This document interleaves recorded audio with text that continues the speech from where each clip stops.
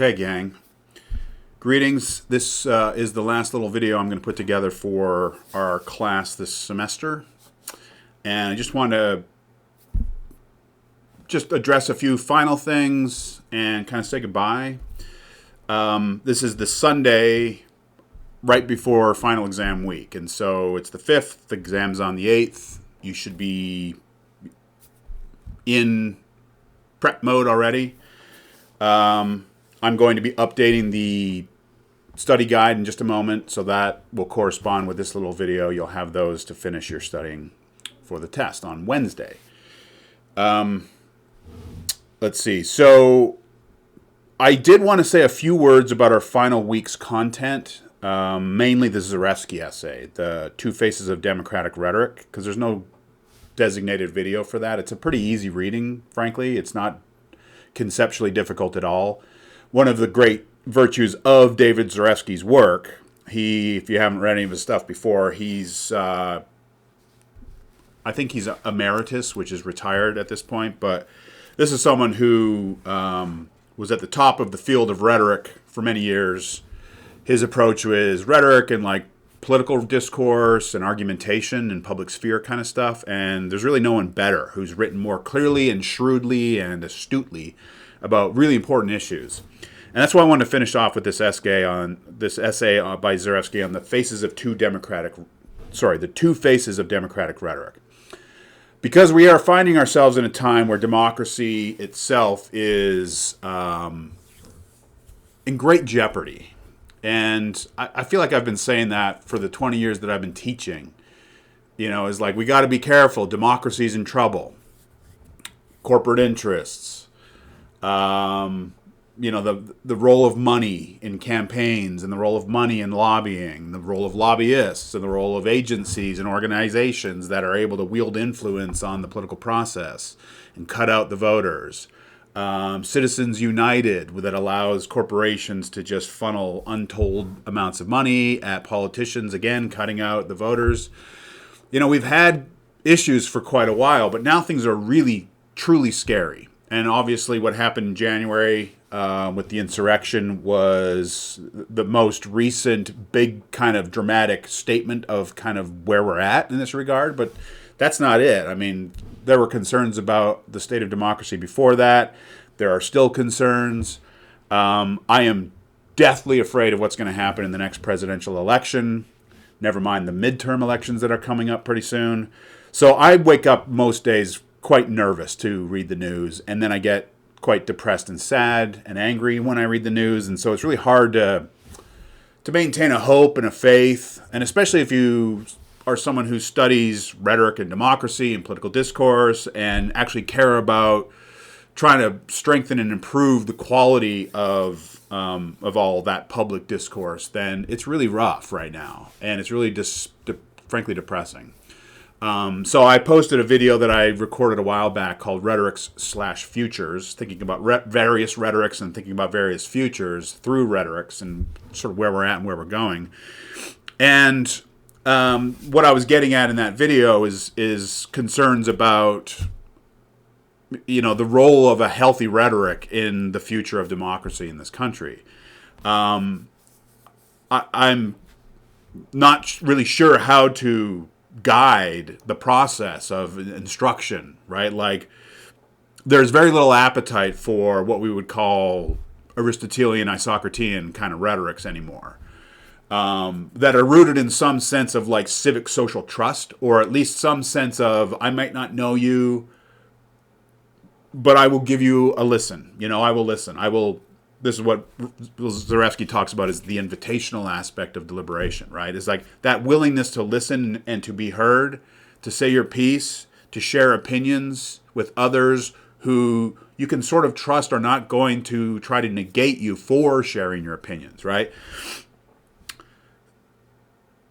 Having exchanges, listening, taking turns, trying to be transparent about where you're coming from, trying your best to understand the values that you're operating from and the other side is operating from.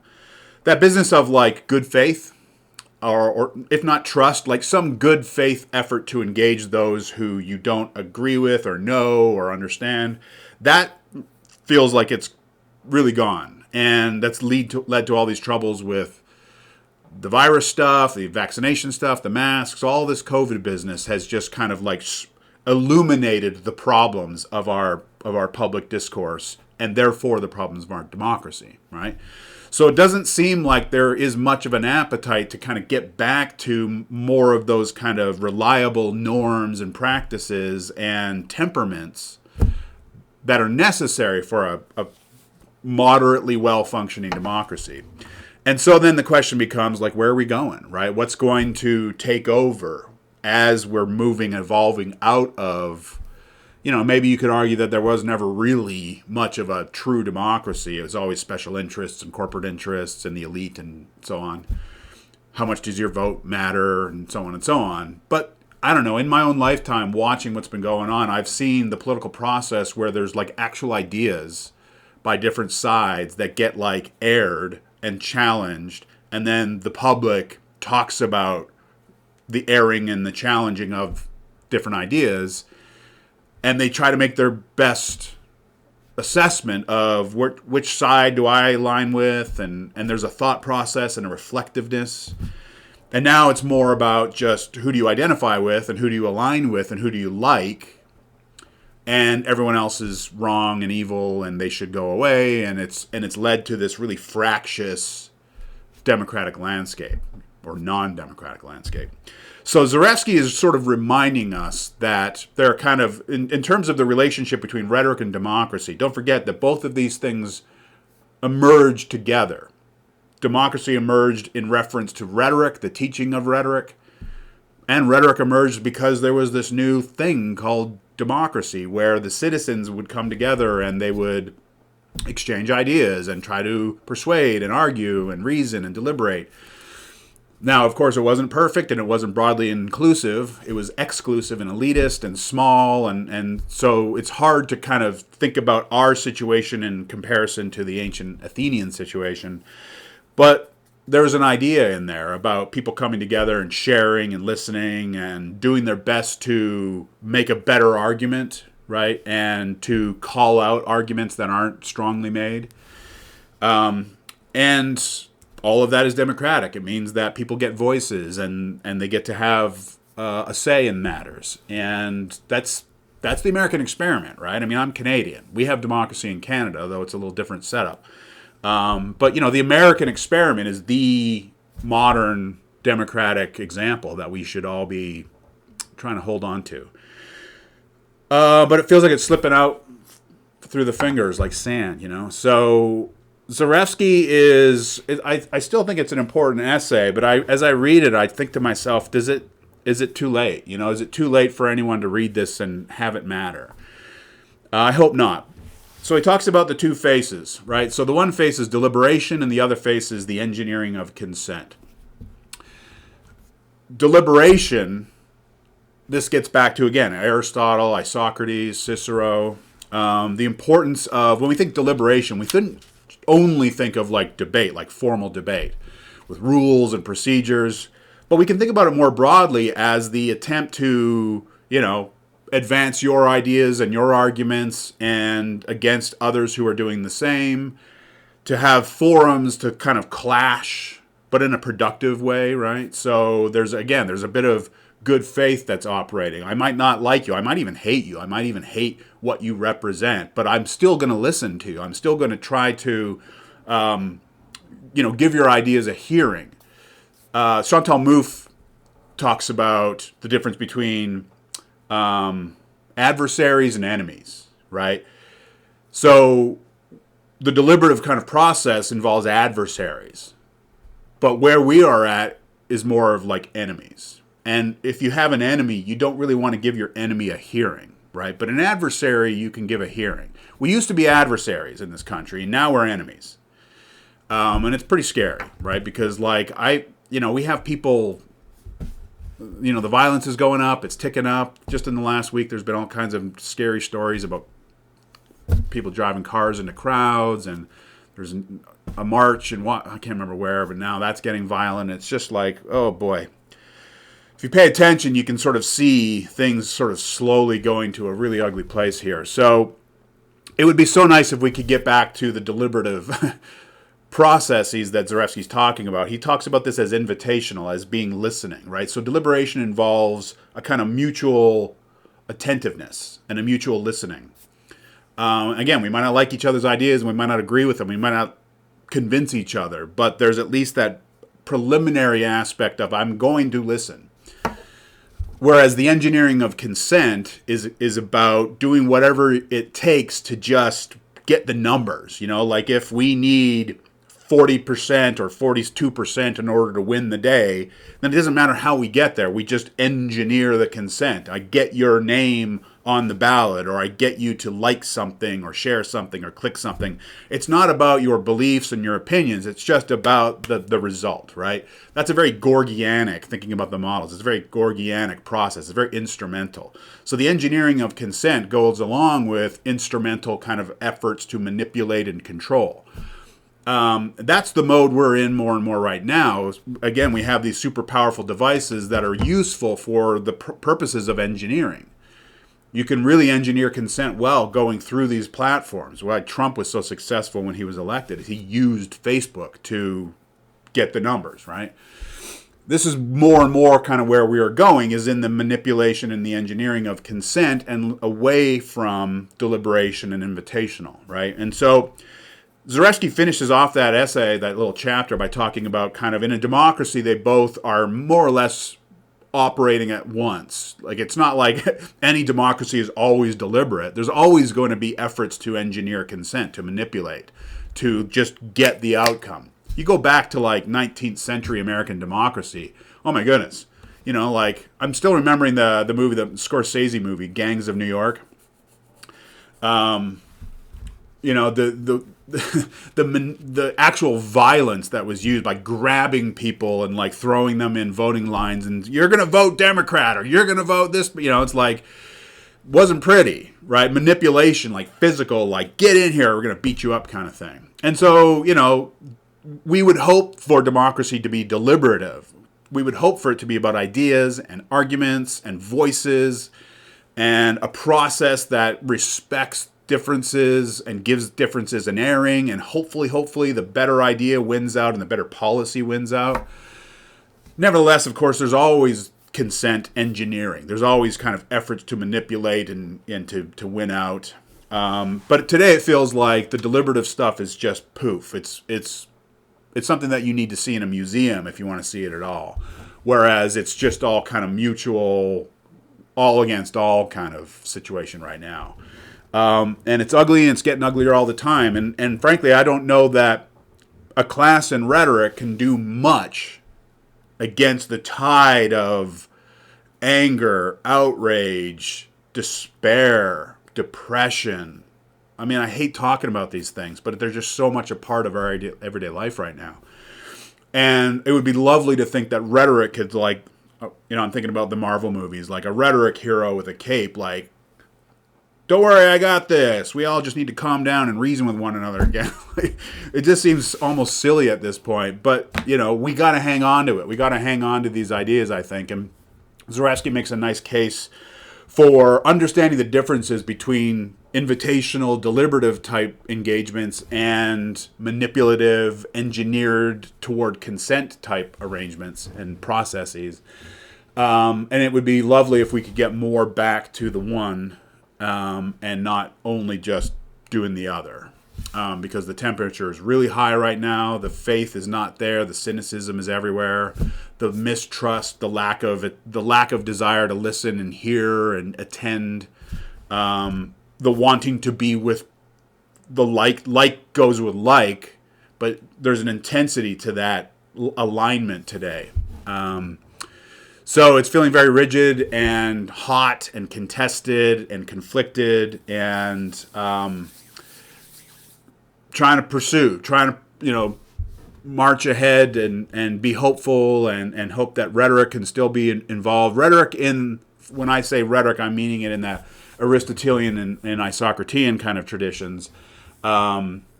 because we seem to have a lot of Gorgianic rhetoric in terms of digital manipulation and, just a lot of ideas kind of and sensations coming at us from all angles, and we're getting kind of yanked around mostly by sensation. That's very Gorgianic, right? It's all about kind of riling up audiences and yanking them this way and yanking them that way. And so we have our challenges ahead of us here. So that's pretty much all I'll say about the Zarefsky thing. There's a couple of other readings by Ott on Twitter, which sort of corresponds with this analysis that, Trump and Twitter and the Twitterer-in-chief and the platform itself really promote more of the move away from deliberation and invitational, the face of rhetoric, democracy. And then American Abyss, the Snyder piece, it's just really... he published it pretty quickly after the insurrection almost a year ago now. And it's just a really sobering look at where we're at right now.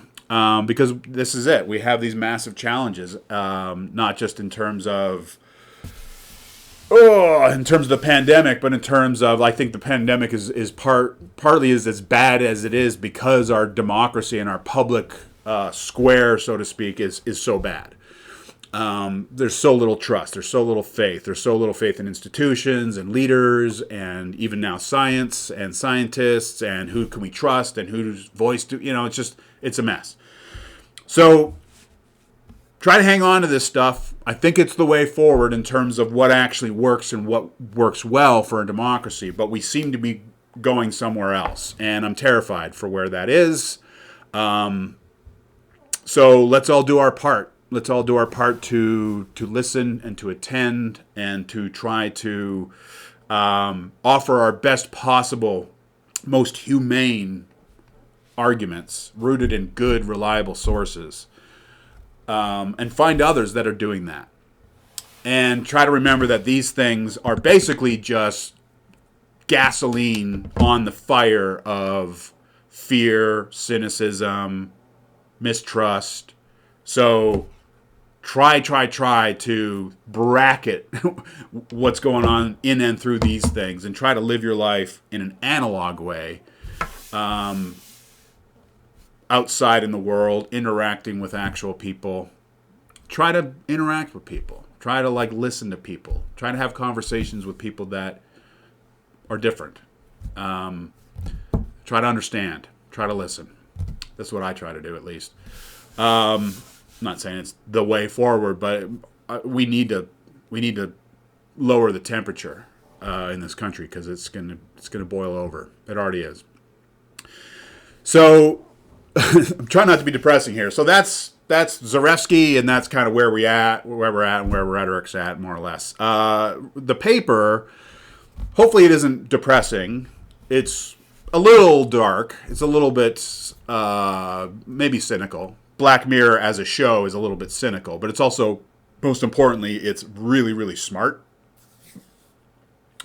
It looks at things that are happening with technology and how we live today, and it just kind of extends it out further, going at slightly ahead in future and kind of thinking about kind of extending the logic, essentially, of where we're at. So this episode, Nosedive, is a really good example of how it is that the social media platforms rule our lives in terms of values, in terms of social relations. And so the Burke essay on definition of man and this essay together, or this episode together, are, I think, kind of born to be brought together. They're so richly overlaid, and so I'm assuming you're going to have some fun with this one if you haven't already. And I don't think I need to talk too much about the process. It's more or less what we've been doing. It's going back to the soul essay. It's just watch the episode, have the reading, figure out which aspects of the reading you want to talk about in relation to the episode. Make sure you're grounding your ideas in the reading itself, quoting it, explaining, and then carrying that into your analysis of the episode, finding those good examples, and then explaining how Burke and Nosedive connect. It shouldn't be too difficult. There's so much going on in that episode. So hope you have fun with that. You can hand that in or submit that anytime before the 10th, before Friday. I'm all graded up, so it's literally just this last week now. A few more days until the final test. Same format as before. No big surprises there. I will build in an opportunity for bonus points on the test. There will be an opportunity for you to write on a 6th written response question. So there's 5 that you must do for 10 points each, but you can do a 6th one and you can get even more points. So make sure you budget your time wisely. Make sure you do not let the multiple choice questions eat up the clock. You have 120 minutes. It's so much time, I think. But if you want those extra points, if you need them, you have an opportunity to really make up some ground there. The last thing I'll mention is that the point totals for the tests are goofy. The tests are worth, I think it's 30 and 35% each. But I can't separate the point values on the questions for the test and then the percentage value of the assignment in relation to the class as a whole. So I can only have a 100-point test. And so what you see in the grade book is 15% or whatever for the papers and 100 for the tests. But they should be 30 and 35 or whatever they should be. So I'll probably send out an email about this, but you've got to do some calculations here because the scores on the tests are wildly inflated or deflated. If you did bad on the test, it's going to make your grade look worse. If you did really good on the test, it's going to make your grade look better. It's distorted by about 3 or 4%, or 3 or 4 times what it would be. So just be mindful of that if you're trying to calculate your final grade. I'll send an email for how you can actually do that. Otherwise, it's just a matter of making sure you're good on the material. I'm here. If you want to reach out and ask me questions about the content, you always can. Otherwise, I hope the studying's going well. I hope the paper's going well. We're almost there. It's been another weird semester, but I've had lovely exchanges with many of you, and I've enjoyed reading your work as well. So that's it, gang. Good luck with your final work, not just in this class, but in all your classes. And I'm sorry I didn't, get a chance to meet and talk with all of you. That's the best part of teaching at this point, is just like interacting with the students. And yet here we are, remote again. So I wish you all well. I hope you enjoy your breaks. Best of luck in this spring semester. Maybe we'll get a chance to see each other at some point. And I don't know. Peace. Take care, everyone. It's been a blast. Take care.